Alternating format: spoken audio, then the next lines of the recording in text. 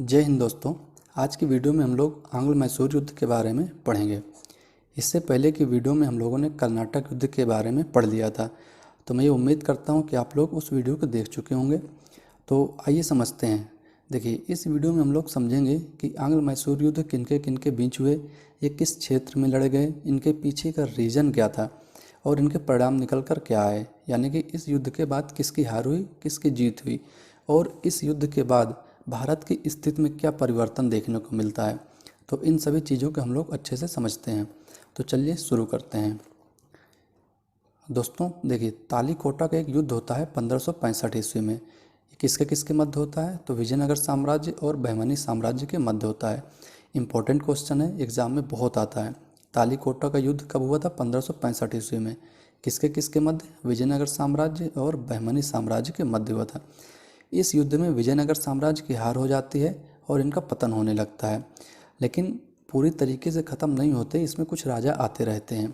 इसी क्रम में एक राजा होते हैं चिक्का कृष्णराज द्वितीय। इम्पोर्टेंट नाम है, याद रखना, चिक्का कृष्णराज द्वितीय। ये वाडियार वंश के शासक थे। ठीक है, वाडियार वंश के शासक थे। हालांकि शासक चिक्का कृष्णराज द्वितीय होते हैं, लेकिन जो वास्तविक शक्ति होती है इनकी, वो इनके दो मंत्री भाइयों में होती है। मतलब दो भाई होते हैं जो कि इनके मंत्री रहते हैं। ठीक है, वास्तविक शक्ति उन्हीं के पास रहती है। जो शासन का पूरा कार्यभार रहता है वही संभालते हैं। कौन कौन थे भाई? तो याद रखना, नंदराज और कृष्णराज। ये दो भाई थे जो कि चिक्का कृष्णराज द्वितीय के मंत्री थे। ठीक है, इनमें से जो नंदराज होता है, यही हैदर अली को अपनी सेना में लेकर आते हैं। इम्पोर्टेंट नाम है। ठीक है, हैदर अली। याद रखना, हैदर अली को अपनी सेना में कौन लेकर आया था? नंदराज। ठीक है, फिर हैदर अली क्या करते हैं कि बाद में इसी नंदराज को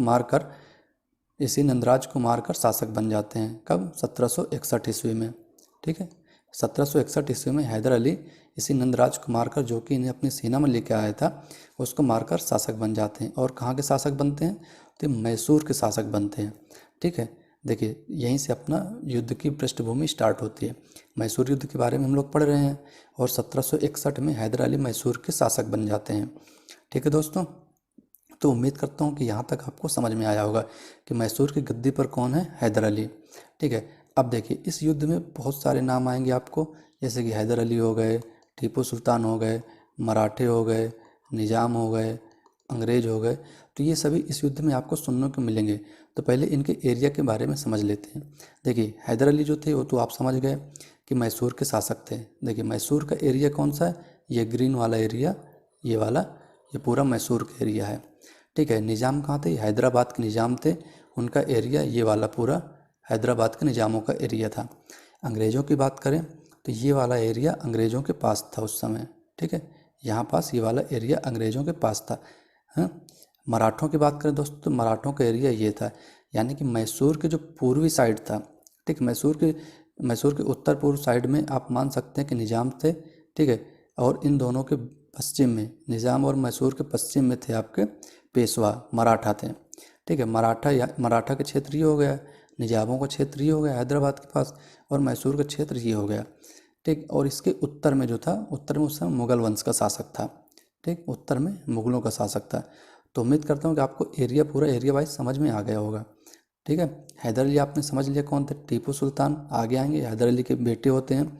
मराठे, मराठों का एरिया आप समझ गए। निज़ाम, हैदराबाद के निज़ाम का एरिया भी आप समझ गए। और अंग्रेज़ के बारे में, अंग्रेज़ों का एरिया भी आप समझ गए। वैसे तो अंग्रेज़ों के बारे में पता है आपको, लेकिन अंग्रेज़ों का एरिया भी आप समझ गए। और उत्तर में कौन, मतलब किसका शासन था? तो उस समय मुगलों का शासन था उत्तर में। ठीक है, तो ये पृष्ठभूमि थी। यहाँ तक मैं उम्मीद करता हूँ कि आपको समझ में आ गया होगा। ठीक है दोस्तों, अब 1761 में जब हैदर अली शासक बनते हैं तो उसके बाद जो मैसूर है, मैसूर की शक्ति बढ़ने लगती है, क्योंकि हैदर अली बहुत अच्छे शासक थे। तो इनके नेतृत्व में मैसूर की शक्ति बढ़ने लगती है। तो इनकी बढ़ती हुई शक्ति को देखकर अंग्रेज परेशान होने लगते हैं, क्योंकि अंग्रेज जो थे समुद्री मार्ग से आए थे भारत में व्यापार करने के लिए। तो ये लोग ये सोचते थे कि जितना भी समुद्री एरिया है भारत का, यहाँ पास अंग्रेज़ों का शासन स्थापित रहे, क्योंकि इससे ये लोग अच्छे से व्यापार कर सकेंगे और ज़्यादा से ज़्यादा माल भारत से बाहर ले जा सकेंगे। ठीक है, तो ये लोग चाहते थे कि भारत के दक्षिणी भारत में अंग्रेज़ों का शासन रहे। इसलिए अंग्रेज परेशान थे इस चीज़ से कि मैसूर की शक्ति दिन पर दिन बढ़ती जा रही है। ठीक है। अब इनके पड़ोसी राज्य थे, हैदराबाद के निजाम थे और मराठा थे। तो ये लोग भी परेशान थे क्योंकि इनका पड़ोसी अपनी शक्तियाँ बढ़ाता जा रहा था। तो ये लोग भी इससे परेशान थे। तो इन्हीं बातों को लेकर मतलब मैसूर युद्ध स्टार्ट होते हैं। पहले क्या होता है कि अंग्रेज हैदराबाद, देखिए अंग्रेज हमारे जो इंग्लिश थे, उसके बाद निजाम थे और मराठा, ठीक है, ये तीनों साथ में हो लेते हैं। ये तीनों आपस में गठबंधन करते हैं कि हम तीनों लोग मिलकर मैसूर पर जो जहाँ पास हैदर अली का शासन है, मैसूर को हराते हैं और अपने क्षेत्र में मिला लेते हैं, ठीक है। हालांकि निजाम और मराठा इस बात से सहमत हो जाते हैं, ये दोनों मिल जाते हैं, तीनों मतलब मिल जाते हैं और मैसूर पर आक्रमण करने की प्लानिंग करते हैं। लेकिन इसी बीच हैदर अली क्या करते हैं कि अपनी कूटनीति शक्ति के तहत निजाम और मराठों को अपने पास मिला लेते हैं। हालांकि इनको लालच देते हैं कि हम तुमको कुछ एरिया देंगे, अपने राज्य का कुछ क्षेत्र तुमको दे देंगे और तुम हमारे साइड में आ जाओ। तो जो पहला आंग्ल मैसूर युद्ध होता है उसमें एक तरफ अंग्रेज हो जाते हैं और दूसरी तरफ निजाम प्लस मराठा और प्लस हैदर अली हो जाते हैं, ठीक है, ये तीन हो जाते हैं। तो यहाँ से आंग्ल मैसूर युद्ध की स्टार्टिंग होती है। टोटल 4 आंग्ल मैसूर युद्ध हुए हैं। चारों को हम लोग अच्छे से समझेंगे, किन के मध्य हुए और किस संधि के तहत ये समाप्त हुए हैं, ठीक है, इन सभी को हम लोग समझते हैं। तो चलिए एक एक करके हम समझते हैं इन्हें। तो देखिए आंग्ल मैसूर युद्ध के पीछे का क्या रीजन था, मैंने आपको समझा दिया पूरा, और ये मैं उम्मीद करता हूँ कि आपको समझ में आ गया होगा। अब चलिए आंग्ल मैसूर युद्ध देखते हैं। तो देखिए दोस्तों, पहला युद्ध हुआ था, टोटल 4 हुए, मैंने बताया आपको 1 2 3 और ये 4, टोटल 4 युद्ध हुए थे हमारे आंग्ल मैसूर युद्ध, ठीक है। समय की बात करें तो पहला युद्ध हुआ था 1767 से 69 के बीच में, दूसरा फिर 1780 से 84 के बीच में, तीसरा 1790 से 92 के बीच में और चौथा था 1799 में, ठीक है, 1799 में। पहले युद्ध में क्या रीजन था, मैंने बताया आपको कि मैसूर की बढ़ती शक्ति को देखकर मराठे निजाम और अंग्रेज परेशान थे। मराठे निजाम और अंग्रेज ये मिलकर हैदर अली को, जो कि मैसूर का शासक था, उसको हराना चाहते थे, लेकिन हैदर अली ने मराठों और निजाम को अपनी तरफ मिला लिया। यहाँ तक हम लोग समझ चुके हैं, ठीक है। फिर पहले युद्ध की स्टार्टिंग होती है जिसमें हैदर अली, मराठे और निजाम ये तीनों साथ में होते हैं और अपोजिट में अंग्रेज होते हैं। इनके बीच में युद्ध होता है जिसमें हैदर अली की जीत हो जाती है, ठीक है। अंग्रेज हार रहे होते हैं तो अंग्रेज क्या करते हैं कि बोलते हैं हैदर अली से कि संधि कर ली जाती है, मतलब संधि कर लेते हैं हम लोग। हैदर अली ने बोला ठीक है चलो संधि करते हैं। तो अंग्रेज और हैदर अली के बीच में संधि होती है मद्रास की संधि, इम्पोर्टेंट है, आप समझ लीजिए अभी, बाकी मैं याद करवा दूंगा अभी ट्रिक से इसको। मद्रास की संधि होती है 1769 में, सन याद रखना, 1769 में हैदर अली और अंग्रेज़ों के बीच मद्रास की संधि होती है, ठीक है। इस संधि के तहत अंग्रेज ये कहते हैं, मतलब संधि के तहत रिजल्ट ये निकल कर आता है कि युद्ध में जितना भी खर्चा हुआ था अंग्रेज पे करेंगे उसको हैदर अली को, जितना युद्ध में खर्च हुआ था अंग्रेज उतना खर्च हैदर अली को पे करेंगे। और अगर हैदर अली के ऊपर यानी कि मैसूर में भविष्य में कोई शक्ति हमला करती है, कोई शक्ति आक्रमण करती है, तो अंग्रेज हैदर अली का साथ देने आएंगे, ठीक है। इस संधि का ये रिजल्ट निकलता है। तो हमने पहला युद्ध पढ़ा, कब हुआ था, 1767 से 69 के बीच। हैदर अली, मराठे, निजाम ये तीनों एक तरफ थे और दूसरी तरफ अपोजिट में अंग्रेज़ थे। इसमें हैदर अली की जीत होती है और अंग्रेज हार जाते हैं। फिर हैदर अली और अंग्रेज के बीच संधि होती है जिसे मद्रास की संधि के नाम से जानते हैं। ये संधि 1769 ईस्वी में होती है, ठीक है। अब क्या होता है, इस संधि के तहत ये बात हुई थी कि अगर हैदर अली के ऊपर कोई बाहरी शक्ति आक्रमण करती है तो अंग्रेज हैदर अली का साथ देंगे। लेकिन इसके बाद होता क्या है कि मराठे जो होते हैं, मराठे हैदर अली पर आक्रमण कर देते हैं और हैदर अली सोचते हैं कि अंग्रेज इनका साथ देने आएंगे, लेकिन अंग्रेज इनका साथ देने नहीं आते हैं। इस बात से हैदर अली मतलब बहुत गुस्सा हो जाते हैं, ठीक है। तो फिर हैदर अली और अंग्रेज़ों के बीच में आंग्ल मैसूर युद्ध का दूसरा युद्ध स्टार्ट होता है 1780 से 84 के बीच में, ठीक है। इसमें हैदर अली अकेले पड़ जाते हैं और अपोजिट में अंग्रेज होते हैं, जिसमें अंग्रेजी सेना का नेतृत्व आयरकूट कर रहे थे। इंपॉर्टेंट है, याद रखना, द्वितीय आंग्ल मैसूर युद्ध में अंग्रेजी सेना का नेतृत्व किसने किया था, आयरकूट ने, ठीक है। आयरकूट के साथ सिंधिया होते हैं, भोसले होते हैं और निजाम जिन्हें हम लोगों ने अभी समझा था, पढ़ चुका। निजाम के एरिया कौन था, हैदराबाद के निजाम होते हैं। इसमें मराठा नहीं आते क्योंकि मराठा हैदर अली से लड़ाई कर चुके थे पहले ही।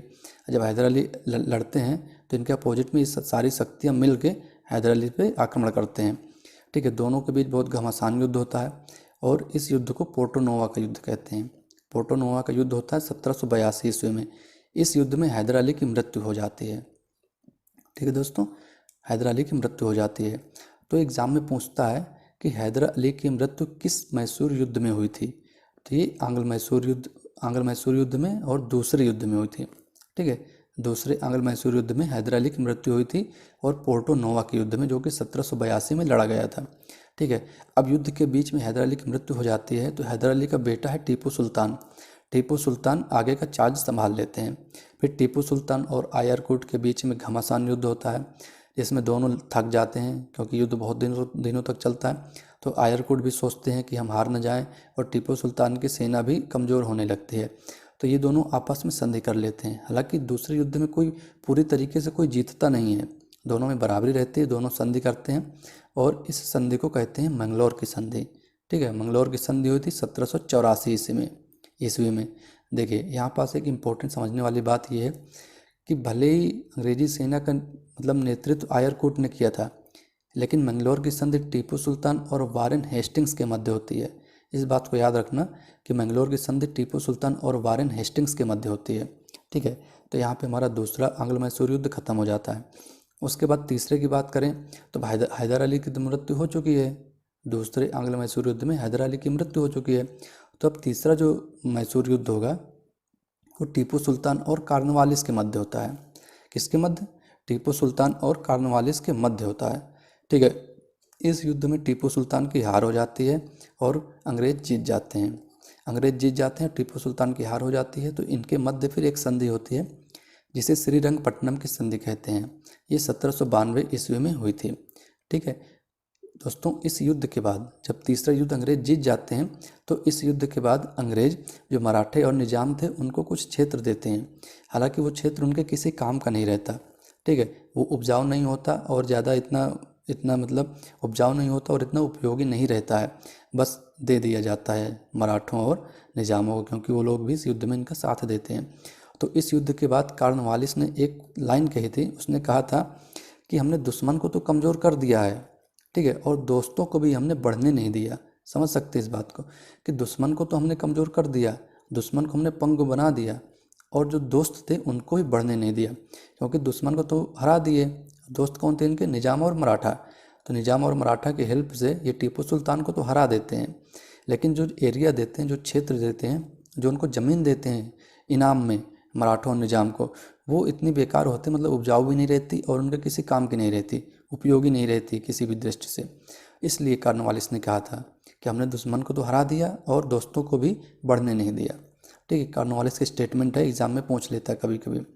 ठीक है दोस्तों, फिर आता है चौथा युद्ध। चौथा युद्ध की बात करें 1799 में होता है। टीपू सुल्तान और वेलेजली, अंग्रेज था, वेलेजली की सेना के बीच में होता है ये युद्ध। इसमें टीपू सुल्तान की मृत्यु हो जाती है 1799 में।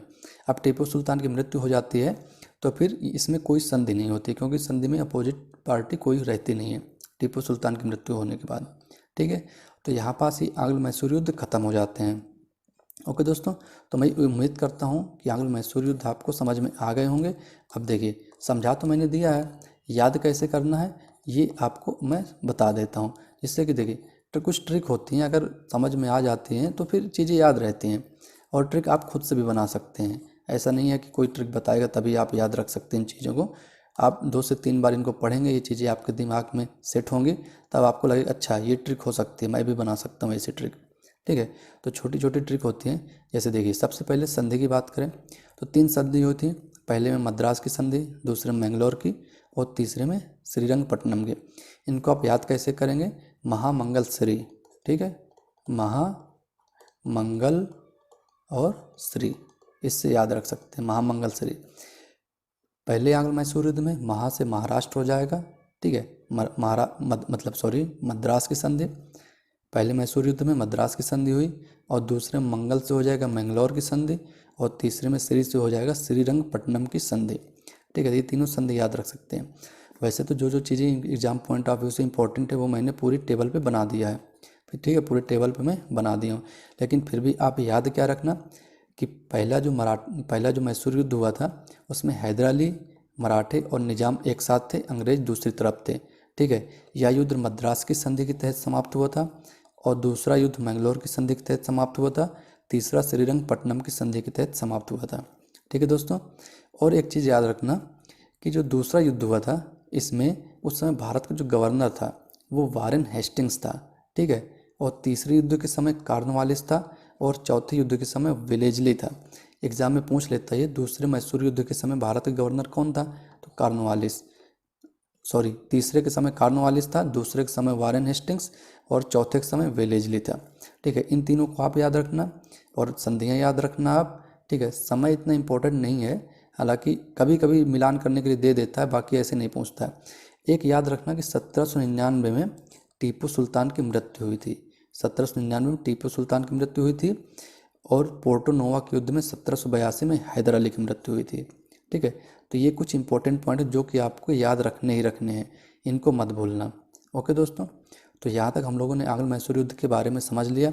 अब हैदर अली के बारे में हम लोग पहले ही पढ़ चुके हैं और इसका बेटा है टीपू सुल्तान। तो टीपू सुल्तान के बारे में कुछ समझ लेते हैं। तो अब टीपू सुल्तान के बारे में कुछ पॉइंट्स हैं इंपॉर्टेंट, उनको समझ लेते हैं। ठीक है दोस्तों, देखिए 1782 में टीपू सुल्तान शासक बनता है। ठीक, 1782 में, क्योंकि 1782 में ही हैदर अली की मृत्यु हो जाती है पोर्टो नोवा के युद्ध में। फिर टीपू सुल्तान शासक बनता है और इस 1787 में खुद को बादशाह घोषित करता है। ठीक है, खुद को बादशाह कब घोषित करते हैं, ये 1787 में। इम्पोर्टेंट है, एग्जाम में पूछता है ये। ठीक है दोस्तों, उसके बाद देखिए शेर मैसूर। शेर मैसूर के नाम से किसको जाना जाता है, टीपू सुल्तान को। ओके, फिर आता है कि टीपू सुल्तान एक ऐसे शासक थे जो कि फ्रांस के जैकोबियन क्लब की सदस्यता ली थी। ठीक है, जैकोबियन क्लब की सदस्यता लेने वाला शासक कौन था, टीपू सुल्तान। तो याद रखना इन पॉइंट्स को। इसके बाद ये ऐसे पहले शासक थे जो कि अपनी नौसेना रखी थी। ठीक है, इसीलिए इन्हें आधुनिक नौसेना का जनक भी कहा जाता है। किसको, टीपू सुल्तान को आधुनिक नौसेना का जनक भी कहा जाता है। दुनिया के पहले मिसाइल मैन टीपू सुल्तान को कहा जाता है। और दोस्तों सबसे बड़ी बात यह है कि टीपू सुल्तान की फ़ोटो नासा में भी लगी हुई है, क्योंकि इन्हें दुनिया का पहला मिसाइल मैन कहा जाता है। ठीक है दोस्तों, चलिए अगला पॉइंट है हमारा कि इन्होंने श्रीरंगपट्टनम में स्वतंत्रता का वृक्ष लगवाया था। इससे क्वेश्चन बनते हैं, ऐसा कौन सा शासक था जिसने स्वतंत्रता का वृक्ष लगवाया था, तो टीपू सुल्तान थे। और कहाँ लगवाए थे, श्रीरंगपट्टनम में ये स्वतंत्रता का वृक्ष लगवाए थे। इसके बाद दोस्तों थॉमस मुनरो नाम का एक अंग्रेज है, इसने इन्हें अशांत आत्मा कहा था। क्यों कहा था, क्योंकि टीपू सुल्तान इतने वीर थे, इनकी कूटनीतिक शक्ति इतनी हाई थी कि कभी ये कुछ न कुछ नया करते ही रहते थे। इस वजह से थॉमस मुनरो ने इन्हें अशांत आत्मा कहा था। ठीक है दोस्तों, चलिए तो उम्मीद करता हूँ कि यहाँ तक हम लोग पढ़ चुके हैं और आपको समझ में आ भी गया होगा। फिर भी अगर किसी पॉइंट में आपको कोई डाउट होता है तो आप कमेंट बॉक्स में मुझे कमेंट करके ज़रूर बताएं। ठीक है, जिससे कि मैं आपके डाउट्स को क्लियर करने की कोशिश करता हूँ। ओके दोस्तों, तो अगर वीडियो आपको पसंद आई है तो वीडियो को लाइक ज़रूर कर दें और चैनल को शेयर कर दें। तो चलिए दोस्तों, फिर मिलते हैं नए वीडियो में कुछ और नए फैक्ट्स के साथ। तब तक के लिए बाय।